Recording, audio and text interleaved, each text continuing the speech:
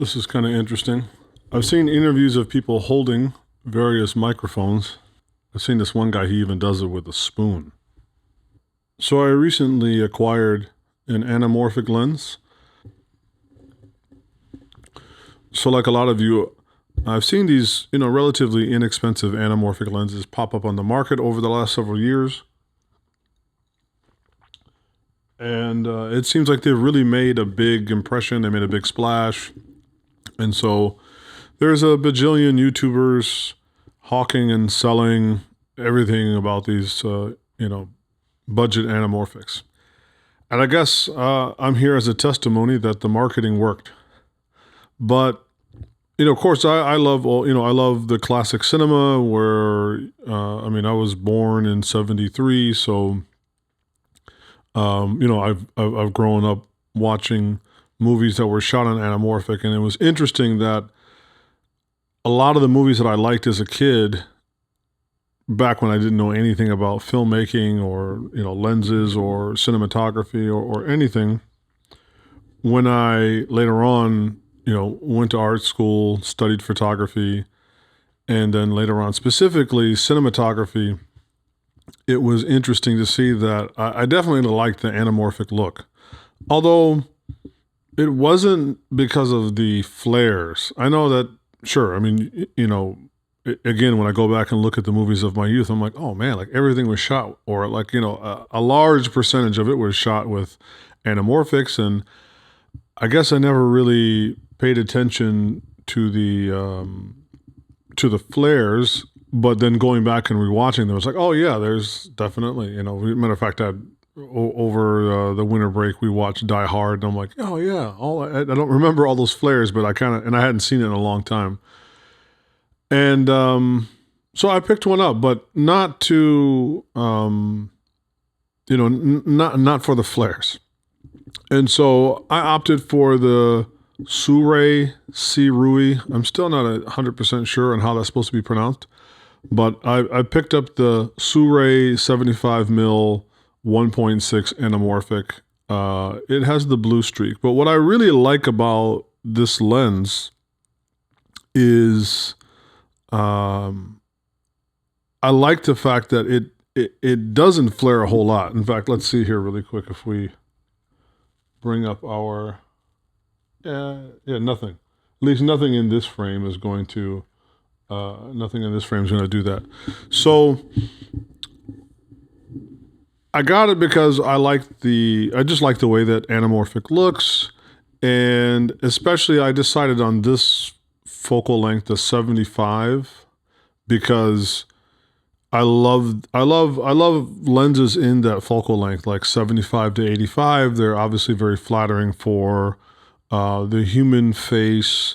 But what's really nice about shooting on an anamorphic is that while from top to bottom, it's 75mm, but left to right horizontally, it's significantly wider. So it's, probably approximately close to about 50 millimeters. And so it's just wonderful having this horizontal real estate, where on a spherical lens, normally if you would shoot with 75mm, it would be, it'd be really tight. I mean, it looks nice, but it's a very tight shot.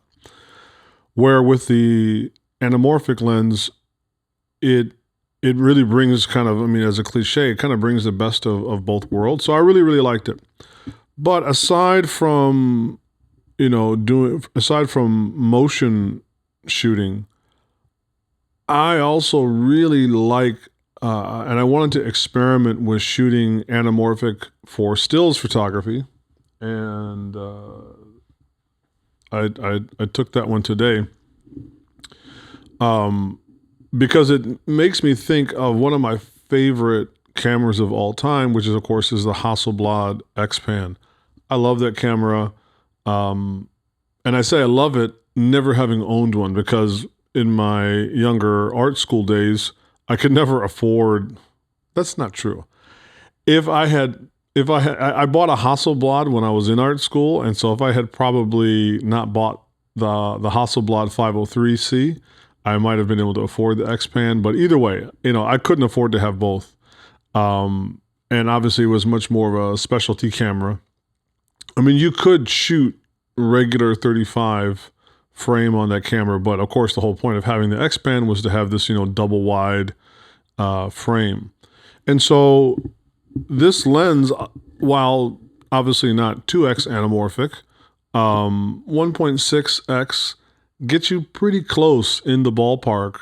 Certainly more than like 1.3. 1.3 again. I have really no skin in the game for these kind of gear wars of, is anything under 2 times squeeze, is it really anamorphic or not? But I really, really like the fact that you can even do still shooting with an anamorphic lens. Yeah, it has a few extra steps in Photoshop where you have to manually de-squeeze the footage, but I think it's fantastic.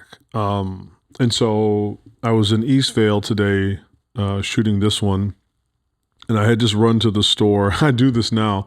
I ran to the store to, I wanted to get a cappuccino, and my wife wanted a coffee, and I had to get a couple things for my parents.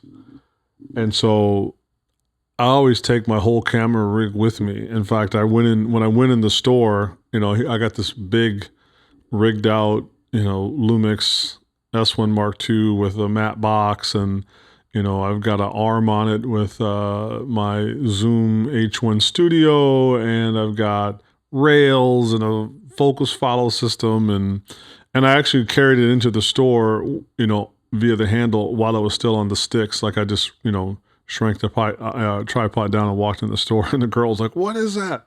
I'm like, it looks a lot fancier than it is. So I went and grabbed my stuff, and then I was kind of hoping, because it was still early in the morning. It was probably around maybe 7:45, 8 o'clock. So the light was still really nice. So there's this aqueduct, I guess. I think it's really there for like, flood, or, like it's like there to mitigate any flooding. And we have these all over Southern California, and even here in the Inland Empire, they have a lot of these. So anyway, because of all the rain that we've had lately, it had some rain going through it. I mean, it had some water coming through it that where normally it would be dry. And so it kind of gave the feeling of like it was a river. Obviously, it ain't a river, and you don't want to go touch that water. You don't want to be anywhere near that water. But I like the way that it looked with Cucamonga Peak, and you can see just kind of to left quarter of the frame, you can see where Mount Baldy, just that little tiny white spot there. And I just really loved it. And so I decided to just, it was on this bridge that runs over this little overpass that runs over it. And so I put my flashers on, I jumped out, quickly framed up, and took a shot. And it just happened to be where there was a truck in the background. There's like a 18-wheeler. There's a lot of truck traffic out here because it's like a logistics hub. So there's always a ton of truck traffic. So all the way down on the other side, you can see this truck like going across.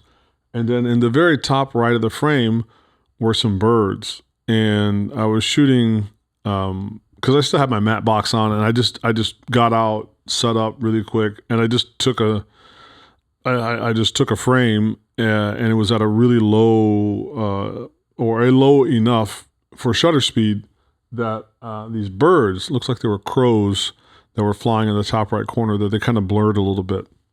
But the sky was really nice, and the light was nice. It was a really pretty morning. So I was excited to get back home. When I had set up my camera, I actually threw it into video mode, because on this particular Lumix, you can de-squeeze in the camera. So I put it into video mode and composed with it de-squeezed on the little viewfinder, and then switched to stills and took a shot. So that way I knew, roughly what it was going to look like when I would get to edit it. I really like it. So I got this lens because I do plan, in fact, I have a gig coming up inshallah, I have a gig around the first week of February, and I'm actually hoping to use this lens for some of that work. But the other part that I'm really excited to continue to explore is to doing some anamorphic stills photography, getting that really kind of panel feeling that you would get with an XPan. I really miss the days of film. I miss the workflow of film. I miss the process of film. You know, I grew up watching my dad in a homemade darkroom. Developing 35 millimeter and 120 film, and so I have a deep, intimate love for the whole analog process. That being said, realistically, to go and buy a film camera now, it just would not, because of all of the extra steps. Not even the. I mean, it wouldn't be cheap, but the cost isn't the main prohibition for me. It just is just the flow of it. And I don't always have a lot of time to monkey around with stuff. So digital provides that in between where you can get a really great image, quick to set up. I can take some shots. I can edit very easily, and yeah, it's really convenient. And then on top of it, I can use it both for stills and motion. But yeah, I really want to do some more anamorphic stills photography. It can be a little bit of a challenge, like doing focus and other things. So I don't know. I'm just going to kind of explore it, but I wanted to share here, one of my first shots of stills anamorphic.